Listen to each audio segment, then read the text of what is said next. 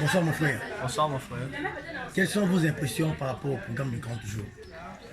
En fait, il y a plus à dire. Je vais juste me focaliser sur deux choses. Ma vie physique et la vie spirituelle. Dans ce programme de 40 jours, on a eu beaucoup à dire, beaucoup à appris, des débats à faire avec le pasteur Seya Kokemba. Et dans ce programme, j'ai retenu plusieurs choses. Et vraiment, dans ma vie spiritualité, il y a une amélioration grave, on peut dire.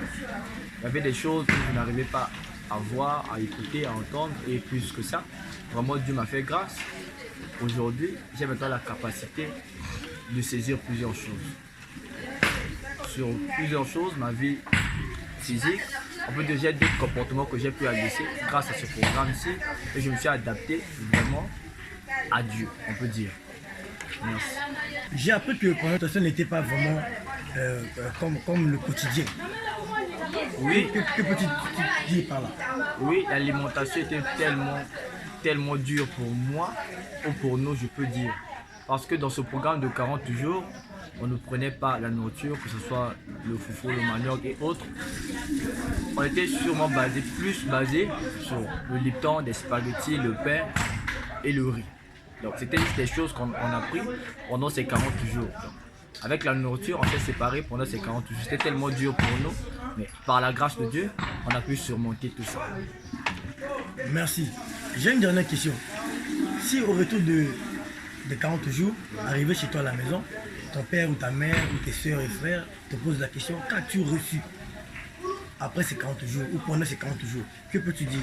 Merci beaucoup. Un chrétien ne vit pas ce qu'il est en train de vivre au présent, mais il est en train de voir le futur. Pour moi, on peut poser ce genre de questions, oui c'est vrai, mais bien sûr qu'on peut dire physiquement, j'ai pas des atouts, des choses en moi, mais je peux leur dire que non, croyez juste et vous verrez la gloire de Dieu dans ma vie et dans vos vies aussi. Merci pour la question. Quel est le conseil que tu peux donner aux jeunes frères et sœurs chrétiens aujourd'hui? Bon nombre de chrétiens ne veulent plus payer le prix, se sacrifier pour Christ. Ils disent que Christ a déjà payé pour nous. Mais toi, que peux-tu dire là-dessus? Merci beaucoup pour la question. Pour moi, des jeunes, aujourd'hui, les gens disent que non, des jeunes sont des délinquants et autres. Mais pour moi, c'est le contraire. En servant Dieu jeune, vraiment, il y a des choses cachées que nous ne savons pas. Surtout l'avantage, vous pouvez savoir ça si vous avez un père qui vous dit la vérité. Pour moi, j'ai des avantages et aujourd'hui, des choses que beaucoup de jeunes font, moi je ne peux pas le faire parce que je suis enseigné, tellement bien enseigné par mon père. Donc, en servant Dieu jeune, pour moi, c'est mieux. Pour moi, c'est bon. Les gens qui disent que non, les jeunes sont des délinquants et autres, pour moi, je trouve ça, c'est le n'importe quoi. Quand on sert Dieu, il y a toujours des avantages. Quand on sert Dieu, ça ne veut pas dire que non, vous êtes fermé ou comment. Non, quand on sert Dieu, nous sommes libres en tout et pour tout. Et bien levé, premièrement, nous avons essayé de annoncer une bonne nouvelle. Bonne nouvelle est qu'il y a de suite, nous allons faire un programme là-dessus. Pour qu'on a fait 40 jours et 40 nuits de prière, de jeûne de prière bien sûr. Pour moi en fait c'est la première fois que je fais ça, mais il y a qui est vraiment compliqué. Non c'est pas compliqué, on a déjà pour le paquet, mais grâce à ça, mais comme la souka donc, et moi là vraiment on a ça qu'on va la bio, vraiment c'est vraiment merveilleux. Donc merci. Ne ressentir. La ressentir vraiment ma caméra le fait. N'a qu'un sujet dans mon principal, ça va salir à mini koleka. Donc on va salir na route wanango donc na route wanango les liboso côté papa après na succès côté na. Ce que moi j'ai constaté c'est que non bon.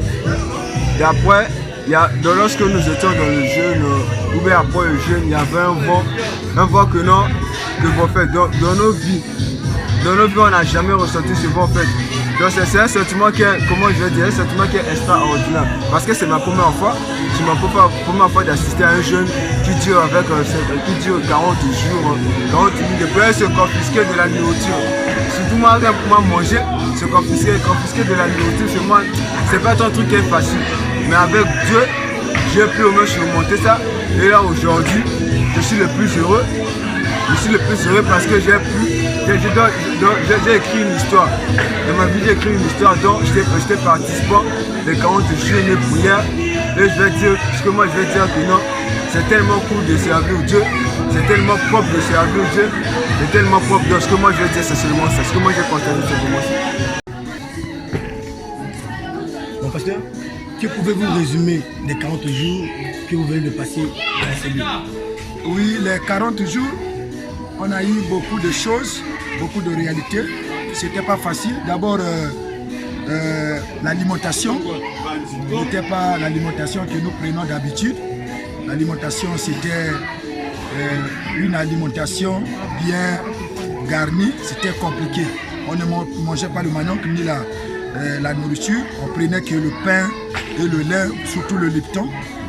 Vraiment, c'était difficile. Mais avec l'aide du Saint-Esprit, on a quand même eu à surmonter. Et ce que nous avons retenu aussi pendant les 40 jours, nous avons eu des enseignements qui nous a permis de comprendre surtout ce que c'est que la vie chrétienne. On nous a appris beaucoup de choses. On a étudié les 40 jours de Jésus, les 40 jours de David avec Goliath, les 40 jours de Noé, les 40 jours de Moïse et les 40 des enfants d'Israël dans le désert. C'est ce que nous avons eu à comprendre. Pourquoi ces chiffres 40 se répètent dans la Bible. Et c'est ce qu'on nous a appris et on a eu beaucoup de choses pendant les 40 jours. Pendant les 40 jours, il y a eu aussi des moments de change avec les frères. Il y a certains versets qu'on pensait comprendre, mais avec la causerie, les débats, on a fini par trouver gain de cause sur ça. Et les 40 jours nous ont permis d'organiser l'église. Nous ont permis aussi d'organiser l'église. Voilà pourquoi vous écoutez même la musique, les gens sont là-bas en train de danser parce que nous avons vaincu, on a réussi à surmonter le combat qui nous avait été imposé. Merci. Encore les 40 jours ont été bénéfiques pour vous personnellement. Encore les 40 jours vous apportez quelque chose, si je peux dire, de nouveau. Oui, les 40 jours, c'était bénéfique. Les 40 jours ont été bénéfiques, surtout du point de vue spirituel. Du point de vue spirituel, les 40 jours nous ont donné une vie de prière stable, parce que beaucoup de gens, beaucoup parmi nous, on avait déjà perdu l'habitude de prier. Les 40 jours, c'était encore un renouvellement de relation avec le Saint-Esprit, parce que ce n'est pas facile de vivre avec le Saint-Esprit, avec la vie que nous menons chaque jour. Donc les 40 jours nous ont permis de réconcilier encore, renforcer encore les liens avec le Saint-Esprit. Et les 40 jours tels que j'ai dit en aval, les 40 jours nous ont permis d'organiser l'église du point de vue spirituel et physique. Et les 40 jours aussi, il y avait aussi la formation. On a renforcé l'équipe des modérateurs, on a eu des nouveaux prédicateurs très puissants et très brillants. Donc les 40 jours, on a eu aussi des sœurs qui ne savaient pas prier. Et c'est grâce aux 40 jours que tout le monde connaît prier. Et les 40 jours, on avait un enseignement spécial sur la sorcellerie. Et nous avons compris qu'est-ce que c'est que la sorcellerie, les conséquences, l'impact de la sorcellerie dans nos vies. Et c'est ce que nous avons eu à faire. Et maintenant là, je pense que même du point de vue de la conduite, la vie en Christ, comment se conduire étant que chrétien, nous avons appris ça les 40 jours. Donc il y a beaucoup de choses comme ça de façon ramassée. Les 40 jours dans l'ensemble, c'était vraiment bénéfique pour nous. Même les gens qui n'étaient pas à l'église, parce qu'il y avait une équipe qui était à l'église et une autre équipe priait à la maison, ils venaient seulement en don de si. Maintenant, tout le monde témoigne que les 40 jours ont donné encore une vie de prière stable. Voilà ce que je peux résumer concernant les 40 jours. Merci beaucoup. Pour conclure, j'ai une dernière question. Beaucoup de chrétiens disent que Jésus a payé tout sur la croix. Mais ce que vous venez de faire, bon nombre d'églises ne le font pas. Que pouvez-vous donner comme conseil aux églises, aux frères et sœurs chrétiens? Bon, on est obligé de respecter la position des uns et des autres. Mais sauf que Jésus c'est un maître. On dit Seigneur. Seigneur veut dire maître. Un maître, c'est un repère, c'est aussi un exemple. Jésus fut un exemple. Jésus, tout ce que Jésus a eu à faire, c'était pour nous montrer le chemin. Si lui qui était Dieu, pour nous délivrer ce monde, il a eu à génie. Même les gens qui disent que Jésus a déjà jeûné, ce que vous pouvez retenir, ça va choquer les gens. Mais moi, je pense que la croix nous a donné le salut. Ça veut dire le salut de nos âmes. Mais la croix ne nous a pas donné le pain. La croix nous a donné la possibilité d'avoir le pain. Donc nous jeûnons non pas pour avoir le pain, mais pour l'accomplissement. Pour l'accomplissement. Donc ceux qui disent que Jésus a déjà tout accompli, ils disent ça seulement à force de le dire, mais en regardant leur vie, même la manière de se conduire ne montre pas la vie de Christ. La vie de Christ ne se trouve pas dans les versets, mais c'est à travers la vie que nous vivons chaque jour. Donc les 40 jours, pour nous, c'était une expérience et ça nous a permis de comprendre beaucoup de choses. Donc ceux qui disent ça, ils le disent à tort. Ils disent à tort parce que nous avons bénéficié de beaucoup de choses. Voilà ce que je peux dire des gens qui pensent que Jésus a déjà tout accompli. Jésus nous a donné le salut. Même le pauvre Lazare.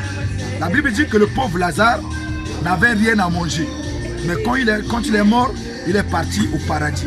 Et le riche est parti en enfer parce que le riche n'avait pas cru. Mais le pauvre qui avait cru, sa croyance ne lui a pas donné la nourriture, ne lui a pas donné une vie équitable, une vie stable sur cette terre. La vie sur cette terre, il faut se battre. La vie a un prix à payer. Si Jésus qui est Dieu a payé le prix pour nous délivrer, pourquoi pas nous? Pourquoi pas nous qui sommes ses serviteurs? Nous sommes des disciples. Un disciple fait ce qu'il voit son maître faire. Donc si Jésus est notre maître et que nous sommes ses disciples, nous sommes obligés de jeûner comme lui. Donc voilà ce que je peux dire par rapport à ceux qui pensent que Jésus a déjà tout accompli. On ne peut plus jeûner, on ne peut plus prier, on ne peut plus être enfermé, on ne peut plus se torturer, on ne peut plus se sacrifier. Même l'apôtre Paul le dit dans Romains 12, il dit « Je vous exhorte par les compassions de Dieu à offrir vos corps comme un sacrifice vivant. » La vie chrétienne, c'est une vie de sacrifice. Donc ce que nous venons de faire là, c'est parmi les sacrifices. Voilà les vrais adorateurs. Les vrais adorateurs sont ceux-là qui se donnent au sacrifice. Voilà ce que je peux dire par rapport à ceux qui pensent qu'on ne peut plus jeûner parce que Christ a déjà jeûné pour nous. Merci. C'est tout. Merci beaucoup.